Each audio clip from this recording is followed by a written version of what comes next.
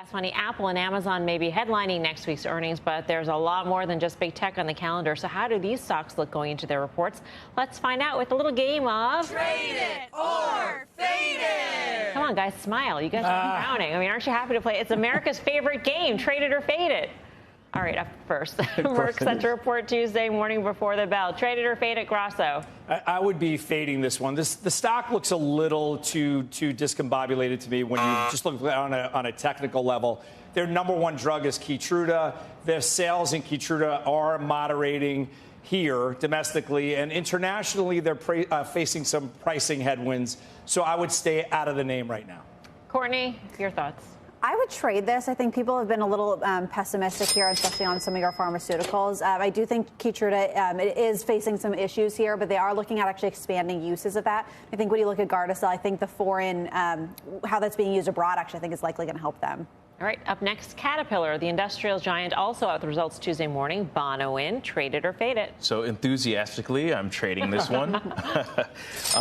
Listen, if I'm going to express an economic view, an economically bullish view, I want to do it more on like the corporate side rather than the consumer side, and that's really the reason. And then if you kind of take a look at, again, the pair trade between Caterpillar and Deere, that spread has come in. I think that makes for a compelling reason to trade this one.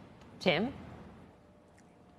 I'm going to fade. The 5-year highs on the stock are not the reason to sell it. The fact that they blew the doors off of their first quarter numbers, they beat EPS by 28%. Their sales are up 17%. This is the problem. How long does this upcycle go? Hardly expensive at 15 times forward, even relative to peers. But I think we've priced in an enormous first quarter. The bar's very high here. All right. Starbucks, meantime, slated to report Tuesday after the bell. Courtney, where do you stand? I would trade this. I think this is a company, I mean, they have shown a very loyal customer base. They've been able to increase their prices by almost 7.5% annually the last 5 years. And I think, too, this is a bet on China. I think people have been a little pessimistic there, but I think as you're seeing their stimulus come in, it's going to continue to benefit Starbucks.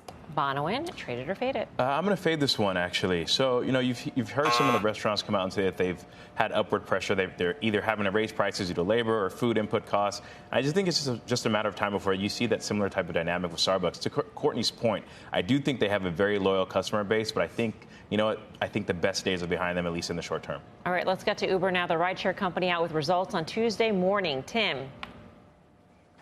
I'm going to trade it. Rideshare's been resilient. We're getting back to whatever normalized is, but look at what's going on in travel, et cetera. Also, driver supply is a tailwind, meaning it's lowering prices, which is increasing demands. I think Uber goes higher, and I think the valuation makes sense here. Steve?